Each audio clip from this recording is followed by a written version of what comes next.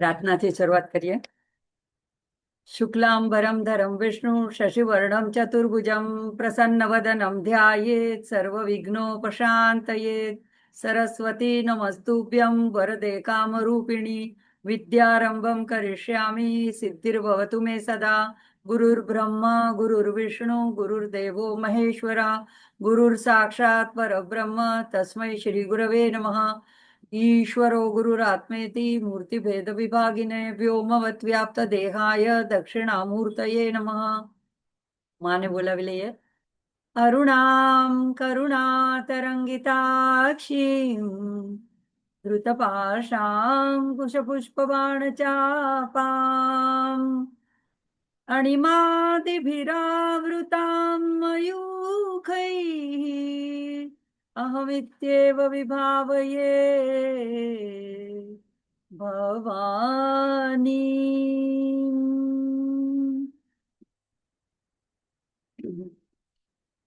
દેવી અથર્વશીર્ષની આપણી ચર્ચા ચાલી રહી છે.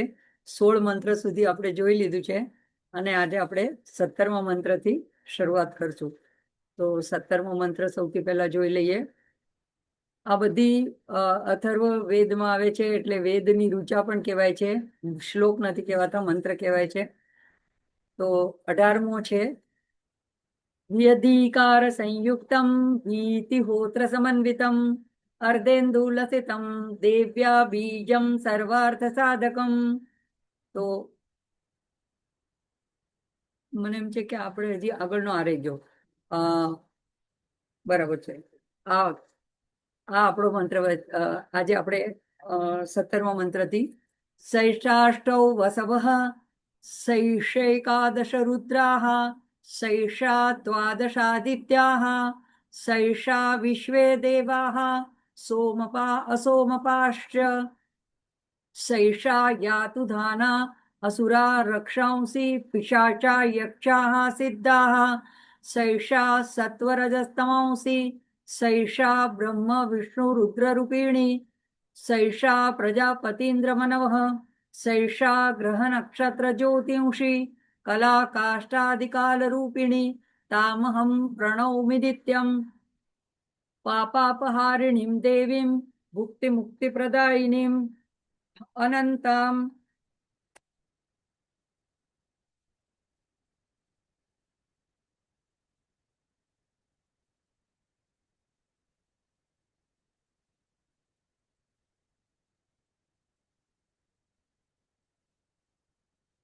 વિજયામ શુદ્ધામ શરણ્યામ શિવદામ શિવામ. તો અહીંયા એક મંત્રના આપણે એક એક ચરણને લેશું. સૈષાષ્ટૌ વસવઃ. એ જે માએ પહેલા પોતાના સ્વરૂપમાં કહ્યું કે હું અષ્ટવસુઓના રૂપમાં વિચરણ કરું છું, તો અહીંયા દેવતાઓ ફરીથી એ વાતને યાદ કરાવે છે કે હે માં, આપ 8 વસુઓના રૂપમાં વિચરણ કરો છો, એટલે આપ વસુઓના રૂપે પણ આપ છો.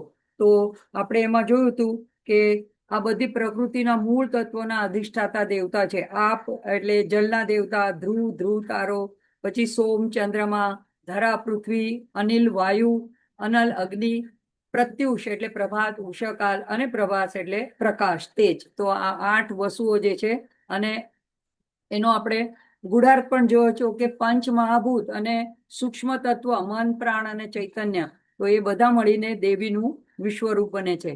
એવી જ રીતે સૈષેકાદશ રુદ્રાહ કરીને ફરીથી દેવતાઓ કહે છે કે આપ જ આ 11 રુદ્ર રૂપે રહેલા છો. તો એ 11 રુદ્ર જે છે, રુદ્ર એ સંહારના પરિવર્તનની પ્રાણ શક્તિ જે છે એના દેવતાઓ છે. તો એ 11 જે રુદ્ર ધાતુ પરથી રુદ્ર બને છે. તો રુદ્ર ધાતુ પરથી રુદ્ર એટલે રડવું અથવા રડાવવું અથવા ગર્જના કરવી, આપણે જોઈ ગયા છે. અત્યારે થોડું રિવિઝન કરી લઈએ છીએ. જે રડાવે છે, જે દુઃખનું કારણ છે, અને જે રુદન દૂર કરે છે એટલે કે દુઃખને હરણ કરે છે, એ એવા જે રુદ્ર છે કે જે વેદોમાં રુદ્રને તેજસ્વી, રોગોના નાશક, વૈદ્ય, ભીષક એવા પણ કહ્યા છે. તો એવી શક્તિ જે અજ્ઞાનને રડાવે છે, અહંકારનો નાશ કરે છે, અને જ્યારે અંદરનું આપણું અહંકાર તૂટે, અજ્ઞાન તૂટે, ત્યારે જીવ રડે છે. એ જ રુદ્ર છે જે અંદરના મળ ને મેલ ને બાળીને કૃપા કરીને મોક્ષ આપે છે. તો એવા આપણે 11 રુદ્રના નામ પણ જોયા હતા. હર, બહુરૂપ, ત્ર્યંબક, અપરાજિત, વૃષાકપી, શંભુ, કપર્દી, રૈવત, મૃગવ્યાજ, શર્વ અને કપાલી. અને એના પછી કે છે કે શૈષા દ્વાદશ આદિત્યા. આ રુદ્રનો ગુડાર્થ એમ પણ આવી શકે છે કે 10 પ્રાણ અને એક આત્મા. તો આ બધી જે જ્યારે આ 11 રુદ્ર શરીરને છોડે છે, જ્યારે કે પ્રાણ પણ એમાંથી નીકળી જાય છે, આત્મા પણ નીકળી જાય છે, ત્યારે પરિજન રડે છે. એટલે એટલા માટે પણ એને રુદ્ર કહેવામાં આવે છે. તો અહીંયા દેવતાઓ એ જ રીતે ફરીથી માની પ્રાર્થના કરે છે. શૈષા દ્વાદશ આદિત્યા. આ પણ આપણે જોયું હતું કે સૂર્ય આદિત્ય સૂર્ય તત્વના 12 રૂપો છે, અને જે પ્રકાશ અને કાળચક્રના પ્રતીક છે, અને વર્ષના 12 મહિના છે એમાં એ અને કાળચક્રનું એ પ્રતિનિધિત્વ કરે છે.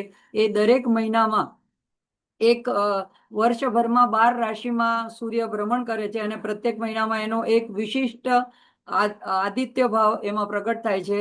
તો એ પણ આપણે સંબંધ જોયો હતો કે માસનો મહિનાનો આદિત્ય સાથે અને રાશિ સાથે શું સંબંધ છે. તો આ રીતે દેવતાઓ આદિત્યને પણ વંદન કરે છે કે તમે આદિત્ય રૂપે પણ એમાં તમે છો. તો આપણે જ્યારે સૂર્યને નમસ્કાર કરીએ છીએ તો વાસ્તવિક રીતે આપણે એની અંદરના દેવીના તેજ સ્વરૂપનું ધ્યાન કરીએ છીએ. એટલે આપણે ગાયત્રી મંત્ર બોલીએ છીએ, અને આપણે પ્રાર્થના કરીએ છીએ કે અમારી બુદ્ધિને સન્માર્ગેમાં પ્રેરિત કરો.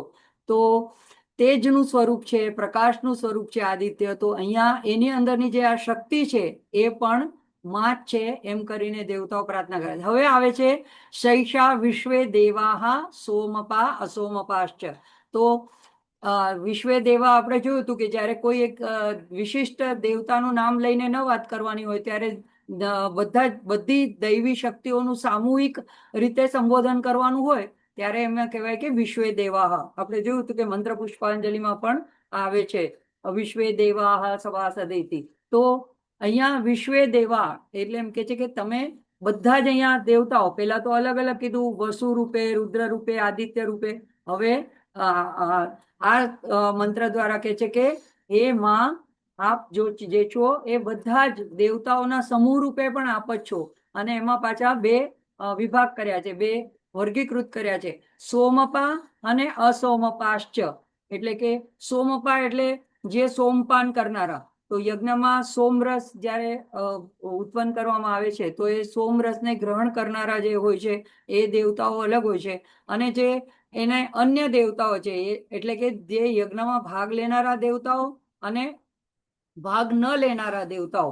તો સોમપાન કરનારા અને સોમપાન ન કરનારા એ બધા જ એ દેવીનો જ વિસ્તાર છે. એટલે અહીંયા બધા દેવતાઓની વાત આવી ગઈ. હવે આપણને થાય કે શું દેવી ફક્ત દેવતાઓમાં જ વસેલી છે અથવા દેવતાઓના રૂપે જ પ્રગટ છે? જો બીજા જે ધર્મો છે એમાં એવિલનો અથવા તો જે એન્જલ તરીકે એટલે કે દેવદૂત તરીકે, અને પછી ઇવિલ એટલે કે નેગેટિવ વૃત્તિ કે ભૂત પિચાસ, એને લોકો અંદર સમાવિષ્ટ કરતા નથી. પણ આપણો ધર્મ જે છે, આપણી સંસ્કૃતિ છે, આપણું જે વેદ છે એમાં ઈશ્વર બ્રહ્મ રૂપે છે, અને બ્રહ્મની અંદર બધું જ સમાવિષ્ટ છે. એટલે સારું નરસું એ આપણી વિચારધારા છે. આપણે અમુકને સારું ગણીએ છીએ, અમુકને પોઝિટિવ ગણીએ છીએ, અમુકને નેગેટિવ ગણીએ છીએ, પણ માને મન બધું જ પોતાની અંદર સમાવિષ્ટ કરેલું છે માએ. તો અહીંયા એટલા માટે બીજા એના પછીના ચરણમાં કે છે શૈષા યાતુધાના અસુરા રક્ષાંશી પિશાચા. તો હવે આ 4 પ્રકારના દુષ્ટ પ્રાણીઓ આપણે જે કહી શકીએ, હિંસક પ્રાણીઓ, તેની વાત આવે. તો એમાં 4 અલગ અલગ કેવી રીતે એનો વર્ગીકરણ કરવામાં આવ્યું છે. તો યાતુધાના કોણ છે? યાતુધાના તો જે યજ્ઞ વિરોધી દૈત્ય છે. એટલે કે યજ્ઞ જ્યારે કોઈ ઋષિમુનિઓ કરતા હોય તો એ યજ્ઞમાં કંઈ પણ વિઘ્ન કરનારી જે શક્તિ હોય છે એને એવી શક્તિના જે રૂપો હોય છે એ રૂપોને યાતુધાના કહેવામાં આવે છે. આ લોકો કેવા હોય છે? એ લોકો તંત્ર મંત્ર કરીને માયાવી રૂપ લે છે. જેમ કે આપણે રામાયણમાં જોયું કે વિશ્વામિત્ર એવા યજ્ઞ કરતા હતા, અને તાડકા એમાં આવીને યજ્ઞમાં બધા રાક્ષસો આવીને યજ્ઞમાં વિઘ્ન નાખતા હતા, અભક્ષ્ય પદાર્થ નાખતા હતા. તો એ યાતુધાના કહેવાય છે. એ લોકોની પાસે માયાવી શક્તિ હોય છે. તો આ બધી સૂક્ષ્મ એવી દુષ્ટ શક્તિઓનું પ્રતિનિધિત્વ કરે છે યાતુધાના. પછી અસુર આવે છે. હવે અસુરા, સુર એટલે દેવતા અને અસુરા એટલે દેવતાઓની વિરોધા, દેવતાઓથી જે વિરોધમાં છે, એટલે કે જે અહંકારી શક્તિ છે. તો એ લોકો શક્તિશાળી હોય છે અને ઘણીવાર જ્ઞાની પણ હોય છે, તપસ્વી પણ, ભયંકર તપ કરનારા હોય છે, પણ એ લોકો દેવતાના વિરોધી હોય છે. એ લોકોમાં અહંકાર હોય છે કે અમે જ દેવતા છીએ, અમારું જ વધારે પૂજન કરવું જોઈએ. તો આનું સુંદર ઉદાહરણ આપણને ભાગવતમાં જોવા મળે છે અને આપણા પુરાણોમાં હિરણ્યકશ્યપ. તો એ અહંકાર, ભોગી વૃત્તિ અને ઈશ્વરનો વિરોધ, આ એનામાં મુખ્ય ગુણ હોય છે. તો એનામાં પણ જ્ઞાન હોય છે, પણ એની દિશા ખોટી, ઉલટી દિશા હોય છે. પછી આવે છે રક્ષાંશી એટલે રાક્ષસ. હવે રાક્ષસ જે છે એ હિંસક વૃત્તિ, ક્રૂર જીવ, બીજાને શારીરિક પીડા આપનારા, દુઃખ આપનારા, કષ્ટ આપનારા, એટલે મનુષ્યોને પણ મારીને ખાઈ જનારા એવા. તો રામાયણમાં કુંભકર્ણ એનું ઉદાહરણ છે. રાવણ પણ એ જ કેટેગરીમાં આવી શકે. તો તમાશાને રજસથી ભરેલા હોય છે કે જે બીજાને પરપીડન કરનારા હોય છે, બધું બીજાનું ઝૂંટવી લેનારા, છીનવી લેનારા, એવા હિંસા, ક્રૂરતા, આતંક કરનારા. અત્યારના જમાનામાં જે આતંકવાદીઓ છે એને પણ આ જ કેટેગરીમાં પણ મૂકી શકીએ. તો આ શારીરિક રૂપથી હાનિ પહોંચાડનારા હોય છે. પછી પિશાચા, તો અત્યંત નિમ્ન શ્રેણીના ભૂત પ્રેત એવા હોય છે, એટલે કે જે અશુદ્ધ ભયકારી એવી શક્તિ હોય છે. તો એ સ્મશાનમાં, અપવિત્ર સ્થાનોમાં વધારે કરીને ત્યાં નિવાસ કરતી હોય છે. એટલા માટે ઘણીવાર પેલું કાળી ચૌદસના દિવસે પણ લોકો આમ બધું કુંડાળા ને બધું તંત્ર મંત્ર કરે, જેમાં પગ ન નાખવાની સલાહ આપવામાં આવે છે. એટલા માટે કે ત્યાં એવી નકારાત્મક શક્તિઓનો, જે ભયકારી શક્તિઓનો ત્યાં આહ્વાન કરેલું હોય, તો એ આવી જે નબળા મનના હોય એ લોકોને ગ્રસિત કરી લે છે. તો પછી શું કરે છે, એના ઉપર કબજો કરી લે છે. તો માનસિક વિકાર પેદા કરે છે, ભ્રમ પેદા કરે છે. તો ભૂત પ્રેત વળગ્યું આપણે એમ કહીએ છીએ. તો અહીંયા સૌરાષ્ટ્રમાં સાળંગપુર આગળ હનુમાનજીનું, કષ્ટભંજન દેવનું મંદિર છે, ત્યાં ઘણીવાર આવા લોકોને લઈ જવામાં આવે છે અને ત્યાં એનું જે મંદિરની અંદર જે કૂવો છે, પાતાળ કૂવો છે, એમાંના પાણીને જ્યારે એના પર એ વ્યક્તિ ઉપર છંટકાવ કરવામાં આવે છે, ત્યારે જેની અંદર એને જે ગ્રસિત કરેલા હોય છે પિશાચ અથવા તો આવા નિમ્ન શ્રેણીના ભૂત પ્રેતે એનાથી દાજીને અથવા તો એનાથી ભય પામીને એ વ્યક્તિને છોડીને ચાલી જાય છે. તો અમે ત્યાં તમે જશો તો શનિવારે કે એવા મોટા દિવસો હોય ત્યાં આ રીતનું થતું હોય છે ત્યાં. તો આવી નકારાત્મક શક્તિઓ નથી એવું નથી, છે. માનસિક ભય, ભ્રમ એવું ઉત્પન્ન કરે છે, ડર પેદા કરે છે. આ બધી નકારાત્મક શક્તિઓને પિશાચા કહેવામાં આવે છે. તો પણ કે છે કે એ બધી શક્તિઓ પણ, નેગેટિવ શક્તિઓ પણ આપચ્છો. યક્ષાહ અને સિદ્ધા, આ બે સકારાત્મક શક્તિનું પ્રતિનિધિત્વ કરે છે. યક્ષ કોણ છે? તો ધન અને પ્રકૃતિના રક્ષક છે. તો એ દિવ્ય અને દિવ્ય અથવા દૈવી અથવા અર્ધદૈવી ગણવામાં આવે છે યક્ષો. યક્ષ, કિન્નર, આ બધા સ્વર્ગમાં વસનારા એવા કોટીના જીવ, એ કેટેગરીના દેવતાઓ છે કે જે અર્ધ દૈવી કોટીમાં આવે છે અને સૂક્ષ્મ દેવ છે. તો એ ધન, ખજાનો, વન, જળ એની રક્ષા કરનારા હોય છે. એટલે કે બાહ્ય જગતની શક્તિને રક્ષણ કરનારા હોય છે. પછી સિદ્ધા એટલે મહાપુરુષ, જેમણે તપ, યોગ, સાધના કરીને સિદ્ધિ પ્રાપ્ત કરી છે, અલૌકિક શક્તિઓ પ્રાપ્ત કરી છે. એટલે કે આ ઉચ્ચ કોટીના જ્ઞાની મહાત્માઓ છે. દેવતાઓની જેમ એને ઘણીવાર પૂજવામાં પણ આવે છે. એવા કોઈ સંત મહાત્મા હોય છે તો એ દેવ કેટેગરીના બની જાય છે. એટલે સાધનાથી એ લોકો પૂર્ણતા પ્રાપ્ત કરી લીધી હોય છે. તો નિમ્ન કોટીના 4 પ્રકાર આવ્યા: યાતુધાના, અસુરા, રક્ષાંશી, પિશાચા. અને 2 ઉચ્ચ કોટીના આવ્યા, યક્ષા, સિદ્ધા.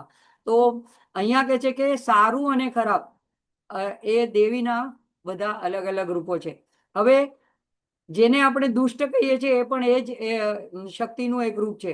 એટલે જેવી રીતે આપણે એમ કહીએ કે અગ્નિ છે, એ સારી રીતે એનો ઉપયોગ કરવામાં આવે તો એ ભોજન પકાવવામાં પણ, એટલે કે એને સિદ્ધ કરવામાં પણ એનો ઉપયોગ કરાય. અને જો બીજી રીતે વસ્તુને આગ લગાડે તો બાળી નાખવામાં પણ એનો ઉપયોગ થાય, બાળવામાં પણ. તો શક્તિ તો એક જ છે, આપણે એનો કઈ રીતે ઉપયોગ કરીએ છીએ એના ઉપર એને આપણે કેટેગરાઇઝ કરીએ છીએ કે વર્ગીકરણ કરીએ છીએ કે આ સારું છે કે આ ખરાબ છે. તો અહીંયા દેવતાઓ આ બધી જાતની શક્તિઓને કે છે. હવે એનો ગુઢાર્થ શું થાય છે? તો આ બધા આપણી અંદર છે. યાતુધાના એટલે કોણ? તો આપણી સાધનામાં વિઘ્ન નાખનારા જે વિચારો છે, આપણે નક્કી કર્યું હોય કે આપણે નવરાત્રીમાં અમુક અમુક અનુષ્ઠાન કરવું છે, એમાં કાંઈ ને કાંઈ રીતે કાંઈ વિઘ્ન આવીને ઊભું રહે, એવા જે વિચારો આપણને આવે કે હવે બહુ કર્યું, હવે કેટલું કરવાનું, કંઈ પણ એવા નેગેટિવ વિચાર આવે તો એ આપણી સાધનામાં વિઘ્ન નાખનારા વિચારો જ આપણી અંદર રહેલા યાતુદાન છે. પછી અસુરા, તો યાની અહંકાર, કે હું જ સર્વશ્રેષ્ઠ છું, હું કરું તો જ થાય, આ તો મેં કર્યું એટલે જ થયું, આવું જે અભિમાની વૃત્તિ, અહંકારી વૃત્તિ હોય છે એ જ અસુરા આપણી અંદર રહેલા છે. રાક્ષસ એટલે ક્રોધ અને હિંસાની ભાવના, આપણા મન પ્રમાણે ન થાય, આપણી ઈચ્છાઓમાં બાધા આવે એટલે આપણને ક્રોધ આવી જાય, તો એ જ આપણી અંદર રાક્ષસ નિમ્ન વૃત્તિ, પશુ વૃત્તિ છે. પિશાચા, જ્યારે ડર, ભ્રમ કે નકારાત્મક વિચારો આપણને ઘેરી વળે છે તો એ જ આપણી અંદરના પિશાચો છે. જો માણસને ઈશ્વરમાં પૂર્ણ શ્રદ્ધા હોય કે જે માં છે જ મારી સાથે, મારા હૃદયમાં, મારી આસપાસ, ઉપર નીચે મારું રક્ષણ કરનારી છે, તો એને ડર રહેવો ન જોઈએ. આપણે ડરીએ છીએ, શંકા કરીએ છીએ, એનો મતલબ કે શ્રદ્ધામાં ક્યાંક ઓછપ છે, અધૂરપ છે. તો પૂર્ણ શરણાગતિ, પૂર્ણ શ્રદ્ધા રાખે તો જ્યાં માં જેમ રાખે, રામ રાખે તેમ રહીએ, ઓધવજી ચિઠ્ઠીના ચાકર થઈએ, તો જય વિધિ રાખે રામ, તાઈ વિધિ રહીએ, સીતારામ સીતારામ સીતારામ કહીએ. તો પછી આ પિશાચા એટલે કે ડર અને ભ્રમ અને નકારાત્મક વિચારો આપણને બાધા કરતા નથી. અને હવે હનુમાન જયંતિ આવે છે, હનુમાનજીનું નામ કે હનુમાન ચાલીસા કરો તો એની પાસે ડર ઉભો જ ન રહે. હું તો નાનપણથી મેં એનો અનુભવ લીધો છે, એટલે કોઈ જાતનો ક્યારેય ક્યાંય કોઈનાથી એ ડર રહેતો નથી. તો એટલે અભિમાન રીતે નહીં, પણ કોઈ આપણને ડરાવી ન શકે, તો એ રીતે પિશાચાને આપણે માત કરી શકીએ છીએ. યક્ષ એટલે કે સંસાધન શક્તિ, ક્ષમતા, આપણી અંદર જ એ યક્ષની જે સિદ્ધિઓ છે, શક્તિ છે, એ પણ આપણી અંદર જ નિહિત છે. અને સિદ્ધા એટલે આત્મજ્ઞાન પ્રાપ્ત કરવાની, જેમ સિદ્ધ મહાત્માઓએ પૂર્ણતા પ્રાપ્ત કરી, એ પ્રાપ્ત કરવાની શક્તિ પણ આપણી અંદર જ છે. તો આ બધું જ દેવી છે અને બધી શક્તિ એના રૂપ છે. હવે એના પછીનું ચરણ આવે છે શૈષા સત્વ રજસ તમોસી. તો અહીંયા બધા ટ્રાયડ એટલે કે ત્રિક એને દેવતાઓ દર્શાવે છે કે આપણે વિશ્વ જે બનેલું છે એ પણ 3 ગુણોથી બનેલું છે, સત્વ રજસ તમસ. માં છે એ એક પરાશક્તિ તો ત્રિગુણાતીત છે, પણ જ્યારે એ સૃષ્ટિનું સર્જન કરવાનું હોય છે ત્યારે એ ત્રિગુણાત્મિકા બને છે. તો સત્વ રજસ તમસ રૂપે તો સિદ્ધ કુંજિકા સ્તોત્રમાં છે અહંકારી સૃષ્ટિ રૂપાય, રીંકારી પ્રતિપાલિકા, ક્લિંકારી કામ રૂપીણે. તો એ જ 3 ત્રિગુણાત્મિકા રૂપે બની જાય છે. એટલે સત્વ રજસ તમસ અથવા તો બ્રહ્મા વિષ્ણુ અને રુદ્ર જે આગળ નું ચરણ આવે છે એની જે શક્તિ છે એ માની જ શક્તિ એની અંદર કાર્ય કરી રહી છે 3 સ્વરૂપમાં. તો આ આપણો જે સ્વભાવ છે એ પણ આ 3 ગુણોથી બનેલો છે અને આખું વિશ્વ પણ આ 3 ગુણથી બનેલું છે. તો એ આપણે સત્વગુણ એટલે જ્યારે આપણી અંદર શુદ્ધતા હોય, પવિત્રતા હોય, પ્રકાશ હોય, જ્ઞાન હોય, આપણે ધ્યાન કરી શકીએ તો આપણી અંદર સત્વગુણ પ્રગટ થાય છે, પ્રખર રૂપે રહે છે. અચ્છા, એવું નથી કે કોઈનામાં આખે પૂરેપૂરો સત્વ હોય, પૂરેપૂરો રજસ હોય, પરમિટેશન કોમ્બિનેશન એટલે કે એના ઓછા વધતા ટકાવારી હોય કોઈ, અને 3 ગુણ હોય ત્યારે જ માણસ બને છે. આપણે એમ ન કહીએ કે મારામાં તમસ છે જ નહીં. જો આપણે જાગ્યા જ કરીએ અને નિંદર ન કરીએ તો જીવન ચાલે નહીં. થાક લાગે, ઇન્દ્રિયો શિથિલ થાય, એટલે નિદ્રાની પણ આવશ્યકતા છે. તો નિદ્રા એ તમસ ગુણ છે, પણ એ પણ ઉપકારી ગુણ છે. તો એ બધાની માત્રા બરાબર હોવી જોઈએ. એટલે જ્યારે જો આપણામાં રજસ વૃત્તિ બહુ વધે તો એને દૂર કરવા માટે, અથવા તો તમસ વૃત્તિ પહેલા બહુ વધે, આળસ, નિદ્રા આવતી હોય, તો અમારા યોગના ટીચર હંમેશા કહેતા હતા કે ઊભા થઈને કંઈ કામ કરવા માંડો, કાંઈ ન સૂજે તો બારી બારણાના કાચ લૂછવા માંડો, કાંઈ પણ ઘરમાં કામ કરવા માંડો, નહીં તો ઘરની બહાર એક આંટો મારવા માટે બહાર નીકળી જાઓ. તો તમસમાંથી તમે રજસમાં, ક્રિયાશીલતામાં આવો. અને જ્યારે રજસમાંથી તમારે સત્વમાં આવવું હોય તો ત્યારે તમે સદવાંચન કરો, કંઈક સારા વિચાર, સારું વાંચો, સારું સ્તોત્ર બોલો કે ભગવાનનું ધ્યાન કરો. તો આ રીતે 3 ગુણ આપણામાં હોય છે. રજસ એ ક્રિયા શક્તિ છે, ચંચળતા છે, અને તમસ અજ્ઞાન, જડતા, આળસ, અંધકાર છે, નિદ્રા, મોહ છે. તો તો એ ત્રણેય આપણી અંદર માં આ ત્રણેય ગુણો રૂપે રહેલી છે. અને ગીતામાં તો કહેલું છે કે જ્યારે એક ગુણ પ્રભાવી થાય છે ત્યારે બીજા બે ગુણને દબાવી દે છે. તો આપણે જેને પ્રગટ કરવો હોય તો બીજા બે ગુણને પણ દબાવી શકીએ છીએ અને સત્વગુણને વધારી શકીએ છીએ. તો સૈષા પ્રજાપતિ ઇન્દ્ર મનવ. હવે પ્રજાપતિ એટલે સૃષ્ટિની રચના વિસ્તાર કરનારા, જીવના સ્વામી એટલે બ્રહ્મા પણ કહી શકાય. અને બ્રહ્માના પુત્ર પછી દક્ષ, તો એને પણ દક્ષ પ્રજાપતિ કહે છે. તો પ્રજાપતિ રૂપે પણ તમે જુઓ.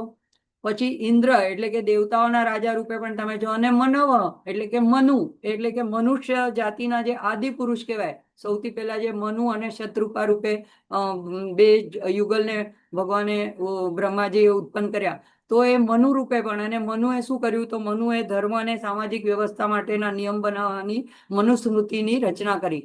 તો આ બધી શક્તિ પણ માં ત્રણેય પ્રકારની શક્તિ, એ દેવતાઓનું શાસન કરનારા ઇન્દ્ર હોય કે મનુષ્યના આદિપુરુષ હોય કે પછી પ્રજાપતિ હોય, બધી શક્તિમાં આપ જ છો. શૈષા ગ્રહ નક્ષત્ર જ્યોતિષી. તો ગ્રહ બધા સૂર્ય ચંદ્ર બુધ મંગળ શુક્ર આ બધા જેટલા નવગ્રહ છે, અને એ નવગ્રહ ઉપરાંત જેટલા નક્ષત્રો છે 27 નક્ષત્ર છે. તો અને જ્યોતિષી, જ્યોતિષી એટલે જ્યોતિ આપનારા એવા જેટલા પ્રકાશિત એવા જેટલા ખગોલીય પદાર્થો છે. તો એ આકાશ ગંગા છે. જે પણ આકાશમાં પ્રકાશ જ્યોતિ ફેલાવનારા જેટલા પદાર્થો છે એ બધાની શક્તિ પણ આપ જ છો. ગીતામાં પણ ભગવાન કહે છે કે જે સૂર્ય અને ચંદ્ર અને અગ્નિમાં જે તેજ છે એને તું મારું જ તેજ જાણ. તો અહીંયા પણ દેવીની આ જ રીતે પ્રાર્થના કરવામાં આવે છે. જ્યોતિષીનો એક અર્થ એમ પણ કહેવાય છે કે જ્યોતિષ શાસ્ત્ર. તો એ જ્યોતિષ શાસ્ત્ર એના ઉપર આધારિત છે. તો ગ્રહ અને નક્ષત્રો ઉપર આપણે આપણી કુંડલિનીમાં પણ કયા નક્ષત્રમાં જન્મ થયો છે, કયો દિવસ હતો, ત્યારે કઈ ગ્રહ દશા ચાલતી હતી, આ બધાનો આપણા જીવન ઉપર પ્રભાવ પડે છે. તો એ જે પ્રભાવ પાડનારી શક્તિ છે, અને એટલા માટે દરેકનું જીવન અલગ, દરેકનો જન્મ સમય અલગ અલગ હોય છે. તે વખતે આકાશની ખગોલીય પરિસ્થિતિ, ગ્રહ નક્ષત્રની સ્થિતિ અલગ અલગ હોય છે, એટલે દરેકનું જીવન પણ અલગ અલગ હોય છે. તો એટલા માટે કે છે કે એ બધામાં પણ એ જ પરમ શક્તિ કાર્ય કરી રહી છે. એટલે બ્રહ્માંડની રોશની જે છે, બ્રહ્માંડમાં જે પ્રકાશ આપનારી છે, અને એ જ જે ગ્રહ નક્ષત્રોમાં પ્રગટ થાય છે, એ બાહ્ય આકાશની પણ વાત છે. અને આપણી અંદરના અંતર આકાશ, હૃદય આકાશ એટલે કે અંદરની ચેતના, અંદર પ્રકાશ આપનારી જે બુદ્ધિ છે, જે ચૈતન્ય છે, એ મારી અંદરના તત્વને, મારી અંદરના વિવેકને પ્રકાશિત કરે છે, જ્ઞાનને પ્રકાશિત કરે છે. તો એ પણ આપ જ છો. તો અહીંયા આપના દ્વારા જ આ પ્રકાશિત થઈ રહી છે. તો હવે આગળ કે છે કે કલા કાષ્ટાદિ કાલ રૂપિણી. કલા કાષ્ટા આ બંને એક સમયના એકમ છે. જેમ કે સૌથી પહેલો ક્ષણ આવે છે, પછી લવ આવે છે. આપણે કહીએ લવલેશ, આનામાં આ ગુણનો તો લવલેશ નથી. તો એક ક્ષણમાં હું આ કામ કરી દઉં, તો એક ક્ષણમાં મન અહીંયાથી ત્યાં પહોંચી જાય. તો ક્ષણ, લવ આપણે વાપરીએ છીએ આ શબ્દો. પછી કલા એનાથી થોડો મોટો એકમ, પછી કાષ્ટા એનાથી મોટો, અને મુહૂર્ત તો 48 મિનિટનું. અત્યારે આપણે સમયને મિનિટ સેકન્ડમાં માપીએ છીએ, પણ પહેલાના આપણા વૈદિક પરંપરા પ્રમાણે અને એના ગણના જ્યોતિષ ગણના પ્રમાણે મુહૂર્ત પ્રમાણે ગણાય છે. પછી પ્રહર, તો દિવસના 4 પ્રહર, 8 પ્રહર દિવસના અને રાતના, એમ કરીને 4 પ્રહર, એટલે રાત્રિ અને દિવસ એ પણ સમયનું માપ છે. પછી 15 દિવસ થાય તો એને પખવાડિયું કહેવાય છે. મહિનો થાય તો માસ, અને એવા 12 મહિના થાય તો વર્ષ, એવી રીતે સંવત્સર, એવી રીતે યુગ, અને એવી રીતે 4 યુગ પછી કલ્પ. તો અત્યારે મનવંતર કયો ચાલે છે, એવી રીતે આપણે સમયની ગણના કરીએ. તો માં જે છે એ સમય પણ છે અને સમયથી પરે પણ છે. તો એટલે કે છે કે આ બધા મહિના પછી અયન, આપણે 6 મહિનાના ભાગને પણ અયન કહીએ છીએ, ઉત્તરાયણ, દક્ષિણાયન. તો આ બધા રૂપે જે બધું કાળચક્ર છે, જેને સમય દ્વારા જેને વ્યાખ્યાયિત કરવામાં આવે છે, એ બધી પણ આપને લીધે સમયનો બધું આ ચક્ર આપને લીધે જ છે. અને કાળથી કોઈ બચી નથી શકતું, એટલે કાલાય તસ્મૈ નમઃ કહેવાય છે. સૌ રાજા હોય કે રંગ, પણ સમય પૂરો થાય તો બધાએ જવું જ પડે છે. તો એટલા માટે આ કાળથી પરે તમે અકાલ છો, મહાકાલ, અને તમે મહાકાલી છો. તો કાલને પણ પોતાના હાથમાં રાખનારા, એટલે કે તમારા હાથમાં બધું છે. કલા કાષ્ઠાદિ કાલ રૂપિણી, કાલ રૂપિણી છો. તો જન્મ, વૃદ્ધિ અને મૃત્યુ એ બધું આપને લીધે જ છે. અને એટલા માટે આગળ કે છે કે દેવી પાપાપહારિણીમ, તમે અમારા બધા પાપોનો નાશ કરનારી દેવી છો. તો લલિતા સહસ્ત્રનામમાં પણ આવે છે પાપનાશિની દેવીમ ભુક્તિ મુક્તિ પ્રદાયની. હવે જો ભુક્તિ મુક્તિ આવ્યું ને, એટલે આ લલિતાંબિકાને દર્શાવે છે દેવી અથર્વશીર્ષ. એ એકદમ સિદ્ધ થઈ જાય. પેલા તો પાશ અંકુશ ધરા એ એનું સ્વરૂપ દર્શાવ્યું હતું, એના મંત્રો દર્શાવ્યા, પંચદશી મંત્ર દર્શાવ્યો, અને ભુક્તિ અને મુક્તિ પ્રદાતા ફક્ત લલિતાંબિકા દેવી છે. બાકી જે બીજા દેવતાઓમાં કાં તો તમે વૈરાગ્ય કરો તો તમને મુક્તિ મળે, અને કાં તો તમે ભોગો મારો, તમે ઈચ્છાઓને પ્રાપ્ત કરો તો મુક્તિ મળે. પણ માં જે છે, બે હાથમાં બે લાડુ આપે છે, ભુક્તિ અને મુક્તિ.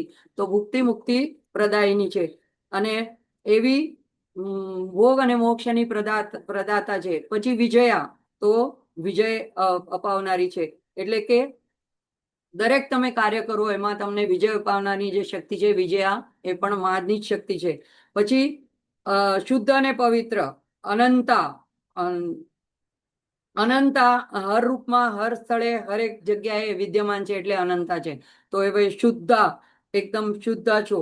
અને માયામાં રહીને પણ એનાથી પર, આપણી અંદર છે, પણ આપણી અંદરના આપણે કરેલા કર્મોથી માન અછૂતી છે, એટલા માટે શુદ્ધા. શરણ્યા, શરણ્યા એટલે શરણાગતને સ્વીકારનાર, શરણાગતને શરણાગતિ આપનાર, એને જે એની રક્ષા કરનાર. એક વાર એમ કહી દે કે માં હું તારો છું, બસ પછી માં એને પોતાના ચરણમાં લે છે. હવે અર્જુને ગીતામાં શું કીધું તું, શિષ્યસ્તે હમ શાદીમામ ત્વામ પ્રપન્નમ. હવે ખરેખર તો શરણાગતિ લીધી નહોતી ત્યારે, હજી એટલા બધા પ્રશ્નો હોય જ નહીં. જો શરણાગતિ લીધી હોય તો પછી કીધું કે ઉપત અલગ લડવા તૈયાર થઈ જાય તો લડવા માંડવું જોઈએ. પછી શરણાગતિમાં પ્રશ્નો ન હોય, પણ એને તો 18મા અધ્યાય સુધી પ્રશ્નો પૂછ્યા જ કર્યા. પણ ભગવાન શાબ્દિક રીતે પણ કોઈ જો શરણાગતિ સ્વીકારે, બોલે મોઢામાંથી, તો પણ એટલા કૃપાળુ દયાળુ છે કે એને પોતાના શરણમાં લઈ લે છે. તો અહીંયા એટલે કે છે કે શરણ્યા. શિવદા એટલે શિવ એટલે કલ્યાણકારી વસ્તુ, એટલે કલ્યાણને આપનાર, કલ્યાણ પ્રદા. અને શિવા એટલે સ્વયં આપ મંગલમય સ્વરૂપિણી છો. તો એવાને અમે, એ આવી જે માં તમે છો, એને તામહમ પ્રણૌમિ નિત્યમ, એને અમે બધા પ્રણૌમિ, પ્રણામ કરીએ છીએ, નમસ્કાર કરીએ છીએ. નિત્યમ એટલે સદા સર્વદા અમે એને પ્રણામ કરીએ છીએ. તો આટલો સુંદર આખો એક મંત્ર છે, અને આખા મંત્રનો આટલો વિસ્તૃત અર્થ છે. હવે અહીંયા મંત્રનું સ્વરૂપ આવે છે. તો વિયધિકાર સંયુક્તમ વીતિહોત્ર સમન્વિતમ અર્ધેન્દુ લસિતમ દેવ્યા બીજમ સર્વાર્થ સાધકમ. તો અહીંયા જે એકાક્ષરી મંત્ર છે ભગવાન દેવીનો, દેવી પ્રણવ જેને કહેવામાં આવે છે, હ્રીમ, એ ને ત્રુટક ત્રુટક, શૃંખલ શૃંખલ રૂપે અહીંયા દર્શાવવામાં આવે છે. તો વિયદ, વિયદ એટલે વિયત, અને પછી સંધિ થઈને દ થઈ ગયો છે. વિયત એટલે આકાશ. તો આકાશનો બીજાક્ષર છે હ. તો હ એને બ્રેકેટમાં લખી રાખવાનો. ઈકાર સંયુક્તમ એટલે કે એને હ ને ઈકાર સંયુક્ત એટલે હી થઈ ગયો, અને દીર્ઘ હી, અહીંયા દીર્ઘ છે એટલે હીકાર સંયુક્તમ, ઈકાર સંયુક્તમ. વિતિહોત્ર, વિતિહોત્ર અગ્નિને કહેવાય છે, જેમ આપણે અગ્નિહોત્ર કહીએ છીએ એમ. તો વિતિહોત્ર એટલે અગ્નિ, અગ્નિનો બીજાક્ષર છે ર. તો હવે ર થઈ ગયો, હી થઈ ગયો. હવે એમાં ર સમન્વિતમ, એમાં પાછો ર એડ કરવાનો, એટલે થઈ ગયો રી. અર્ધેન્દુ લસિતમ, અર્ધેન્દુ લસિતમ એટલે ઉપર એક ચંદ્રબિંદી, ઉપર અર્ધચંદ્ર, જેમ માં લખીએ એમાં ઉપર લખીએ અર્ધચંદ્ર કરીને બિંદી કરીએ, એના સાથે સમન્વિતમ. લસિતમ એટલે અલંકૃત થયેલો, અર્ધચંદ્રથી અલંકૃત થયેલો એવો જે દેવીનો બીજ છે, એટલે કે રીમ, ઉપર અનુસ્વાર સાથે, ચંદ્રબિંદી સાથે અનુસ્વાર. સર્વાર્થ સાધકમ, તો એ સર્વ અર્થોને સાધ્ય કરનારું હે માં આપનું એ બીજ છે, એ આપનો એક એકાક્ષરી મંત્ર છે, દેવી પ્રણવ છે. તો હવે અહીંયા આ દેવી મંત્રનું અહીંયા આ રીતે શ્લોકના રૂપે મંત્રના રૂપે અહીંયા એને ઉદ્ઘાટિત કરવામાં આવ્યો છે. તો અહીંયા એના પછીમાં એનું ફળ બતાડે છે. એવમ એકાક્ષરમ બ્રહ્મ યતય શુદ્ધ ચેતસ ધ્યાયંતી પરમાનંદમયા જ્ઞાનાંબુરાશય. તો એવમ એટલે આ રીતે એકાક્ષરમ બ્રહ્મ, આપણે જોયો રીમ એ એકાક્ષર બ્રહ્મ, એકાક્ષર મંત્ર છે. જેમ ઓમકારને એકાક્ષર બ્રહ્મ કહેવામાં આવે છે, એવી રીતે શાક્ત સંપ્રદાયમાં રીમને એકાક્ષર બ્રહ્મ કહેવામાં આવે છે અને દેવી પ્રણમ કહેવામાં આવે છે. તો યતય એને યતય એટલે યતિ મુનિ સિદ્ધો ધ્યાન કરનારા એવા મહાત્માઓ શુદ્ધ ચેતસ ધ્યાયંતી, શુદ્ધ ચિત્ત વડે એને ધ્યાયંતી ધ્યાન કરે છે. ધ્યાન કરે છે એટલે કે રીમકાર મંત્રનું ધ્યાન કરે છે. અને રીંકારા અસનગર બિતાન લશિકામ એવો માનો ધ્યાનનો શ્લોક પણ છે. તો રીંકાર એ જાણે કે જ્ઞાનાગ્નિ છે અને એમાંથી એ આસનમાંથી માં ચિદગ્નિ ગુંડમાંથી પ્રગટ થાય છે. તો ધ્યાયંતી પરમાનંદમયા જ્ઞાનાંબુરાશયા એવા યતિઓને આ બે ફળ પ્રાપ્ત થાય છે. એક તો એ લોકોને પરમાનંદમય થઈ જાય છે, એટલે કે અકારણ હંમેશમાં માટે એ લોકોને એક આનંદની અનુભૂતિ થાય છે. બહારની પરિસ્થિતિ ગમે એવું એ હંમેશા પ્રસન્ન રહે છે. અને જ્ઞાનાંબુરાશય જ્ઞાનનો સાગર એની અંદર પ્રગટ થાય છે, એટલે કે જ્ઞાન પ્રગટ થાય છે.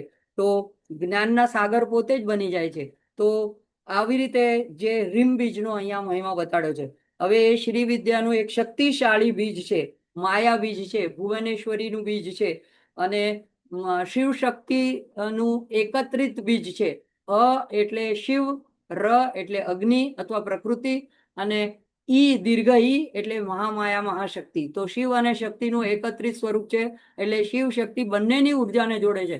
જો મંત્ર બોલવો હોય તો મંત્ર દીક્ષા લેવી પડે, અથવા તો એના અમુક નિયમ છે, કઈ દિશામાં મોઢું કરવાનું, આસન કેવું રાખવાનું, પવિત્ર થઈને બેસવાનું અને મંત્રનો ઉચ્ચાર કરવાનો, અમુક હજાર મંત્રનો ઉચ્ચાર કરવાનો પણ એનું અનુષ્ઠાન વગેરે. પણ બીજ મંત્ર જે છે એને માટે કોઈ મર્યાદા નથી, કોઈ નિયમ નથી. તમે એમ પણ ગમે ત્યારે પણ એને બીજ મંત્રને રટણ કરી શકો છો. તો એવી રીતે જે એક મેં ગાંધીનગરના છે હર્ષવર્ધન માધવ કરીને સંસ્કૃતના પ્રકાંડ પંડિત અને તંત્રવિદ પણ છે અને સંસ્કૃતના પ્રોફેસર પણ છે. તો એમનું કહેવું છે કે તમે એકલો એક બીજ મંત્રનો પણ બીજાક્ષરને પણ મંત્ર રૂપે બોલી શકો છો, એમાં કોઈ વાત નથી. જેમ કે ઓમ રીમ નમઃ અથવા આઈમ સરસ્વતીનું બીજ છે, તો ઓમ આઈમ નમઃ. તો જો જે વિદ્યાર્થી હોય અને વિદ્યા અર્જન કરવાની હોય તો આઈમ આઈમ આઈમ ફક્ત એમ પણ બોલી શકે છે. રીમ રીમ રીમ એમ પણ ઉચ્ચાર કરી શકાય છે. તમે લિફ્ટમાં જતા હો, રસ્તામાં ચાલતા હો, કંઈક વેઇટ કરતા હો, અંદર મનમાં એ મંત્ર ચાલ્યા કરે તો પણ એ રીમ જે છે અજ્ઞાનનો નાશ કરનારું છે, રક્ષા કરનારું છે અને અંધકારને દૂર કરનારું છે, જ્ઞાનનો પ્રકાશ આપનારું એવું એ બીજ છે રીમ પ્રતિપાલિકા. તો રીમ જે છે એ અંદર તમે સતત એનું રટણ કરી શકો છો, એવો એનો મહિમા છે. હવે આ રીમ ક્યાં ક્યાં આવે છે? તો એ હંમેશા લક્ષ્મી અને સરસ્વતીની સાથે આવે છે. સચામર રમાવાણી સવ્ય દક્ષિણ સેવિતા એવું લલિતા સહસ્ત્રનામમાં આવે છે. તો એક તરફ એમ એટલે કે વાણી બીજ એટલે કે સરસ્વતી બીજ અને સચામર રમાવાણી રમા બીજી તરફ એટલે એમ રીમ શ્રીમ અથવા તો ક્લીમ. તો એ રીતે બંને તરફ રીમની બંને તરફ આ બંને બીજ એમ રીમ ક્લીમ અથવા એમ રીમ શ્રીમ એ રીતે રહેલા હોય છે. તો એ લલિતા સહસ્ત્રનામમાં વાત આવે છે.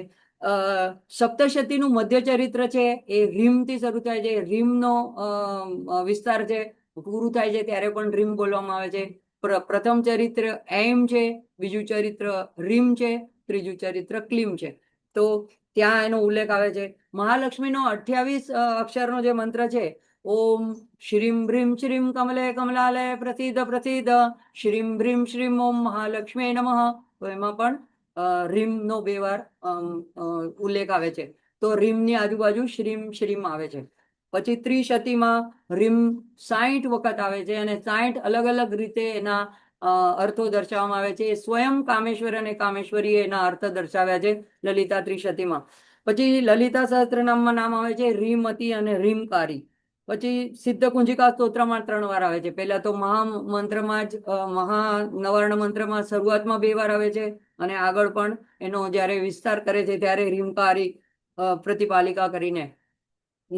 આ જ રીતે નવાર્ણ મંત્રમાં પણ આવે છે આ આઈમ રીમ ક્લીમ ચામુંડાય વિચે.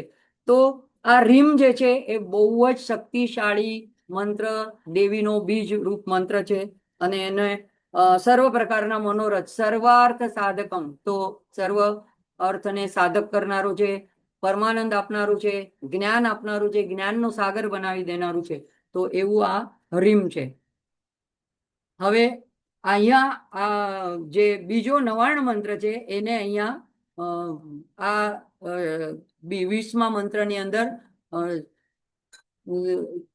પરોક્ષ રીતે, પ્રત્યક્ષ રીતે નહીં પણ પરોક્ષ રીતે, ત્રુટક રીતે એને ઉદ્ઘાટિત કરવામાં આવ્યો છે. તો વાંગ અને માયા, અહીંયા 2 શબ્દ છે. વાંગ માયા બ્રહ્મસુ તસ્માત ષષ્ટમ વક્ત્ર સમન્વિતમ સૂર્યો અવામ શ્રોત્ર બિંદુ સંયુક્તાષ્ટા તૃતીયક નારાયણેન સંમિશ્રો વાયુશ્ચાધર યુક્તતઃ વિચ્ચે નવાર્ણકોર્ણ સ્યાન મહદાનંદદાયક. તો એક અક્ષરનો અર્થ જોઈએ. વાંગ અને માયા. વાંગ એટલે વાણી, વાણીનો બીજ મંત્ર છે, બીજાક્ષર છે આઈમ. માયાનો છે રીમ, તો આઈમ રીમ. બ્રહ્મ જે છે એ વેદોમાં એને કહથી દર્શાવવામાં આવે છે, તો એ ક્લીમ બીજને દર્શાવે છે. તો આઈમ રીમ ક્લીમ 3 અક્ષર થઈ ગયા.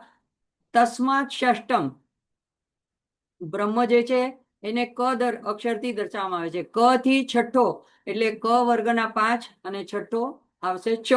તો અહીંયા ચ ને બદલે આપ્યું છે કે તસ્માત ષષ્ટમ. વક્ત્ર સમન્વિતમ. વક્ત્ર સમન્વિતમ એટલે એને આથી યુક્ત કરવાનો. તો એટલે ચ ને સાથે આ જોડવામાં આવે તો બની જશે ચા. સૂર્યો, સૂર્ય એટલે એનો બીજાક્ષર છે મ. અને અવામ શ્રોત્ર, અવામ એટલે જમણો કાન, તો જમણા કાનને માટે અક્ષર છે ઉ. આપણા દરેક તત્વ માટે, દરેક અંગો માટે સંસ્કૃત વર્ણમાળાના જે અક્ષરો છે એ કંઈક ને કંઈક તત્વોને દર્શાવે છે. અંગ્રેજીના આલ્ફાબેટ ABCD ની જેવું આપણે ત્યાં એકદમ આર્બિટરીલી નથી. દરેક વસ્તુનો કઈ અર્થ છે. ખમ તો આકાશ છે, ગમ તો ગણેશ છે, દુમ તો દુર્ગા છે, એટલે ધી તો બુદ્ધિ છે. તો બારાકડીના પણ ક કા કી કી કુ કુ એવા પણ જે છૂટા પડે છે એ પણ એક તત્વને દર્શાવે છે. તો એવી રીતે અહીંયા જમણા કાનને માટે ઉ છે. પ્લસ બિંદુ સંયુક્તમ એટલે કે મ ને ઉ એમાં ઉમેરવાનો અને બિંદુ ઉમેરવાનો એટલે મુ, એટલે ચા મુ આટલું થયું. હવે ટા તૃતીયક, ટ પછીના ટ વર્ગનો ત્રીજો, ટ પછી ત્રીજો, તો ટ ઠ ડ એટલે ડ લેવાનો. નારાયણેન સંમિશ્રો એટલે અહીંયા ફરીથી પાછો આ આવશે, તો ડ નો બનશે ડા. વાયુનો બને છે એટલે ચા મુંડા થઈ ગયું. અને હવે વાયુનો બીજાક્ષર છે ય. તો આપણે પંચપૂજા કરીએ છીએ એમાં પણ યમ વાયુ તત્વાત્મિકા એમ કરીને બોલીએ છીએ. તો વાયુનો ય છે, ય અને અધરયુક્ત.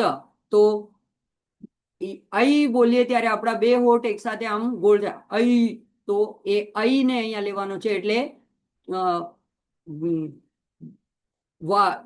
ચામુંડા ય ની સાથે અઈ એટલે ચામુંડા યઈ. અને વિચ્ચે એમને આપેલો છે, વિચ્ચે નવાર્ણ પૂર્ણ સ્યાન મહદ આનંદદાયક.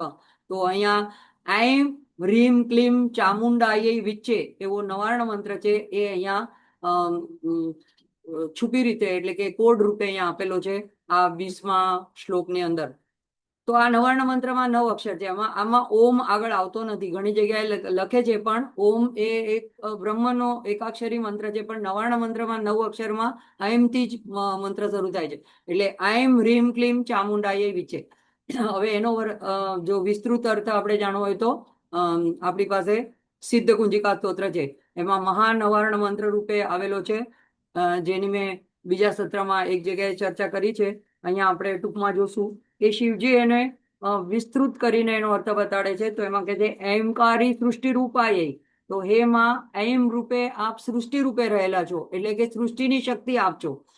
રીમકારી પ્રતિપાલિકા, રીમ રૂપે, રીમ રૂપિણી આપ તો પ્રતિપાલિકા છો, એટલે રક્ષણ કરનારી છો, પાલન પોષણ કરનારી છો, અને જ્ઞાન પ્રકાશ આપનારી છો. અને ક્લિમકારી કામ રૂપિણીએ, ક્લિમ બીજ રૂપે આપ આખા દરેક પ્રાણીઓની અંદર ઈચ્છાઓને ઉત્પન્ન કરો છો અને ઈચ્છાઓની પૂર્તિ પણ કરો છો.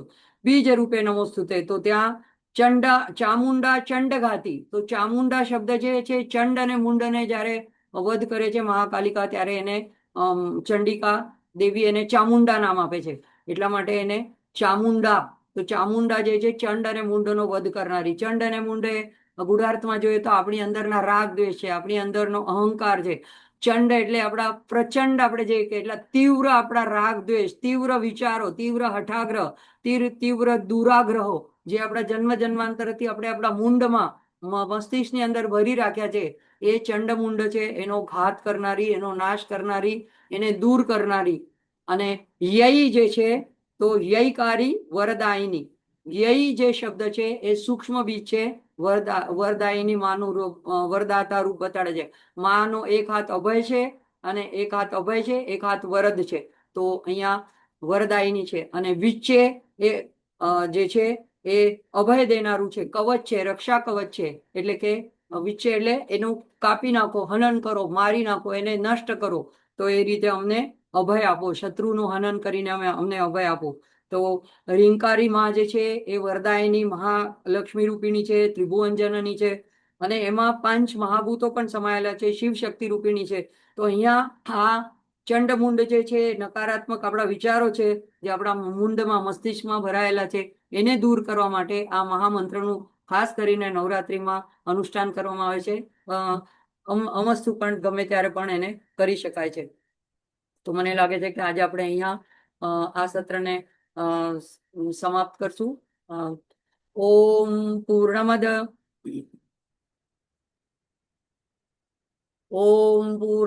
પૂર્ણમિદં પૂર્ણાત પૂર્ણમુદચ્યતે પૂર્ણસ્ય પૂર્ણમાદાય પૂર્ણમેવાવશિષ્યતે. ઓમ શાંતિ શાંતિ શાંતિ. હરિ ઓમ. શ્રી ગુરુભ્યો નમઃ. હરિ ઓમ. શ્રી દુર્ગાર્પણમસ્તુ.